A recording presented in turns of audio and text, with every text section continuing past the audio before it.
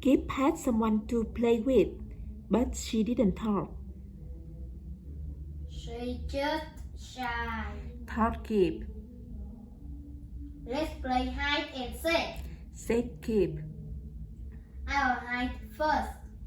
Kip ran and hid behind a bench, but the person didn't find him. She didn't even look for him. Let's play catch instead. Said Kip. Kip threw an acorn to the person, but the acorn bounced off her head. She didn't even try to catch it.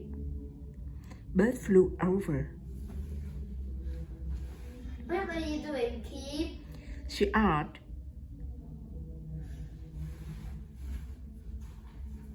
I am playing with my new friend.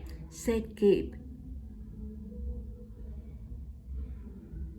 She's a smart person. Hi, Said Bird.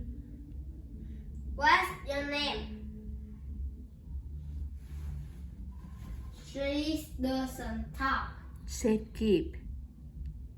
Bird looked at the person closely.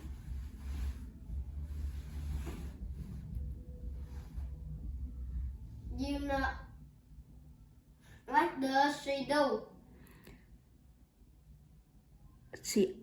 Asked Bird.